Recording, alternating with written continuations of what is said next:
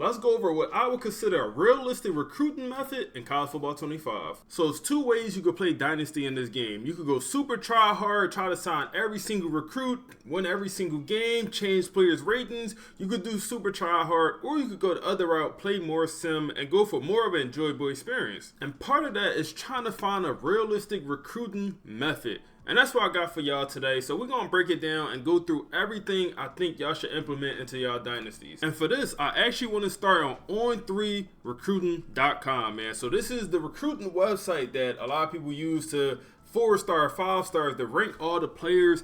And the reason I'm on here because it depends what school you're picking. You know, if you're going with a 1-star school, you should never try to sign a 5-star player. Honestly, you should never try to sign a 4-star player here. So here is this past recruiting cycle that just ended, the 2025 recruiting cycle. And we're looking through this list because I want to show y'all that there's only a handful of 2-star schools in the game that's signing 4-star players. And they're signing 1, 2 4-star players, if that. So Rutgers, a 2.5-star program in the game, they actually have a 4-star player here. This category 4-star, this category 5-star, this is 3 stars. And then this category is your total amount of players. They have the number 30th ranked recruiting class. That is a very good recruiting class for a 2-star program what the game considers. Duke is also another 2-star program. They have 2 4-stars. That is very good. 2 4-stars for a small program. Small program is Duke University. They're not really all that small. Continue to look here, man. Indiana is another 2-star program in the game. Are they really? They had a great record this season. They have 1 4-star.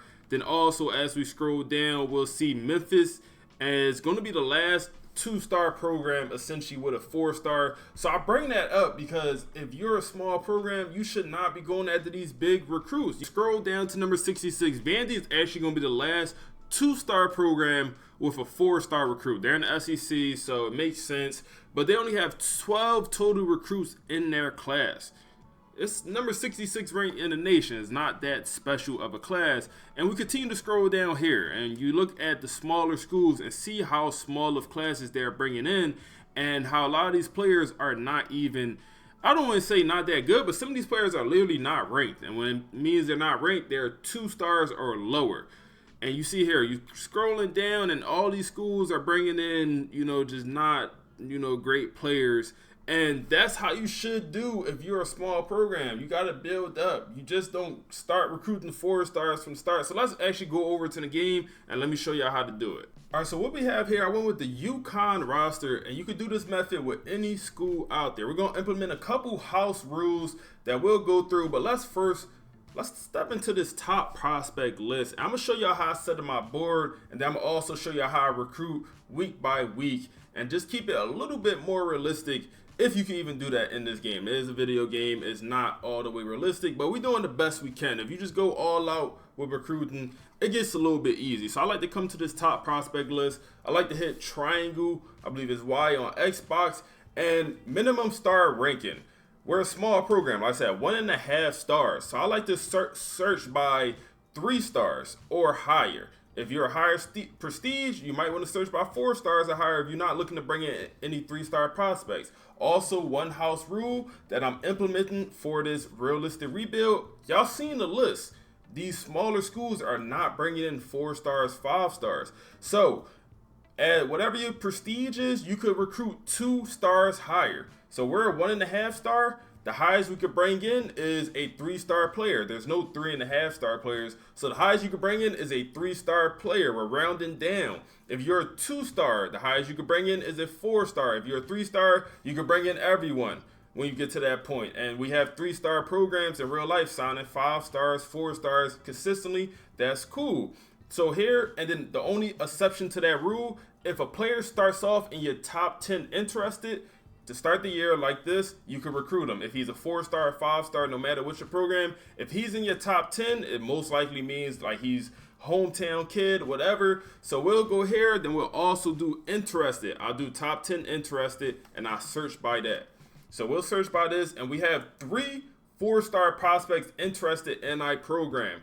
We're only 9th, 10th, and 7th on that list, so we're not high on that board, but we have a chance to at least come back. They all care about either playing style are also staying close to home. That playing style concerns me a little bit because that's one of those things that's hard to keep up, and it's already at a B minus, but we'll still add it to our board. And then when it comes to all these other 3 stars, we have a lot of 3 stars players interested in us, which is a good thing, a great thing actually. What I like to do is sort by position. And let's say I want to add quarterback, man. A lot of people like to go by this team needs screen. It's useful, it's definitely useful, but I like to also look at my roster and see what I really need, because sometimes you go to, let's say, wide receivers.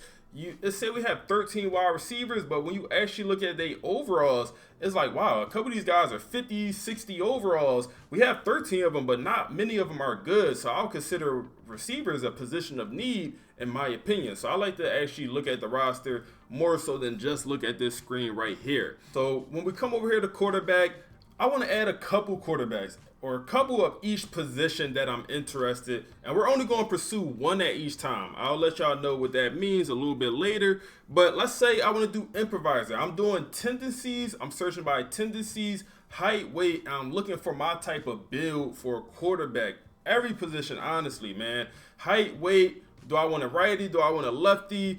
I'm doing all of that. Also, pipeline. Do I have the pipeline boost? I'm looking at all those type things. And then where's the interest starting off at, man? We're only going at the players that's interested in us to start off, at least with this rebuild, with this realistic idea. Later in the year, we'll be able to pursue some guys that's not interested, that's not being recruited. But early in the year, to keep it realistic, we're not going after those guys. So right here, I decided I want to do improvisers. So we're going to add these top 2 improvisers. I'm also going by national rank. A little birdie told me national rank really don't matter in this game. But for a more realistic experience, I like to consider that it do matter. That does have an impact on maybe overall, whether it's development trait, whatever, skill caps. I like to think it does have some value in this game. And then also position rank, man. So you got a guy like this. His position rank is number 50 in the nation for a quarterback. That's crazy. 49 quarterbacks better than them. Cool, all that. We're going to add him to the board. These both are improvisers. I said improvisers is one of my needs, something I want to add to my team. I'm going by scheme, height, weight, all of those things. I want to add those 2. And I also want to get a third guy, because I want to scout here. And there's no third improviser that's interested in us. So I'll go with field general next. I'll add the next field general that's most interested in us. And it looks like it's going to be this guy all the way down the board. So we'll go ahead and add him to our list. And I'm going to do this position by position until I fill up my board. I'm adding whatever I need. If we don't need a running back, I'm skipping that. Like I said, they said wide receiver, not a position of need. But for me, I think we need a receiver. So I'm going to go through, figure out what receiver I want. I see a physical receiver, 6'4", 205 pounds. We have a 1 pipeline boost. The other school's interested is a Jersey school. He's from Jersey. A little bit concerning. We'll still add him to the board. We're just doing this whole process a little bit more realistically.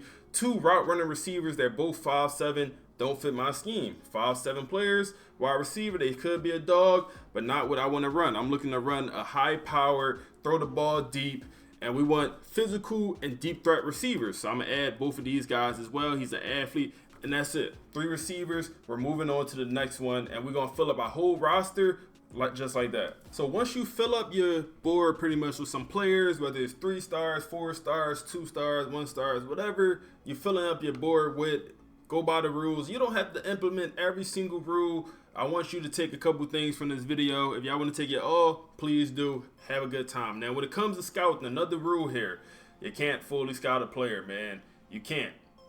40%, 60% max is what I'm suggesting, man. Just because in real life, you don't ever really know what you're getting. Like, you're able to fully scout a player, know if a player is a gem, know their exact speed, know all their ratings that really matter. You're not getting that in real life. That's not realistic. So we're doing 60% max scouting for this. If you want to fully scout, do your thing. For this, we're doing 60% max. And we got a couple quarterbacks here. You won't ever know if they're a gem or a bust. But the good thing is you'll be able to scout more players. So we have a couple guys here. And it makes it more difficult to decide who you want to pursue. Like, we seeing here, and it's like, who really stands out the group. You know, we got the throw power, we got the deep accuracy. You know, I'm probably leaning towards the 6'4" improviser right here. And, you know, he's just a bigger body. He looks like he's going to be more of an athlete. And I like his last name. So I'm leaning towards that guy, if I'm being honest. But you go through and do this for every position. Next O-line, added a bunch of O-linemen.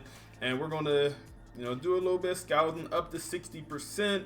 And then we're going to see what we see what we like, and we're going to decide to offer the scholarships accordingly. Everyone won't get a scholarship. As you go through, you're going to see it's tough. It's tough deciding who to bring in when you can't fully scout these players. You're going to lot off a national rank. Also, where are these players interested, man? You are a small program. These schools are not signing 32, 35, 3-star players. They're having a hard time bringing in these 3-stars too. So we just have to lean towards the guys that has us higher on their board. So, like, we're number 2. Can we scout them? Maybe we can, but I don't know if I want to use the hours. We only have 90 left. So I'm going to go through and I'm just going to get some scholarship offers to some of these guys. And then the guys that have us number 1, I'm almost inclined to just offer that scholarship because it's a small chance of that instant commit. So we're going to go through and, you know, offer the scholarships, and then we're going to get into how to recruit in season. So when it comes to allocating your hours, we're also going to do it a little bit special or a little bit different. So for quarterback, you could only go after one at a time. You could actually only really sign one top quarterback in each class. That's a rule we're going to put in for this realistic recruiting, because in real life, you can't bring in 2 4-stars. You can't bring in 2 5-stars. You could bring in a 4-star and a 3-star. You see that happening times, but 2 4-stars, 2 5-star quarterbacks, it's not happening. And it's not happening at a lot of position groups. 2 5-star running backs, it's probably not happening. You'll have it happen, you know, 4 and 5-star sign in the same class, a little bit more rare. But we decided we want to go with Mike, so we could do the 25, we could send a house. Here, we'll do the 50 because this is a quarterback we actually want and need.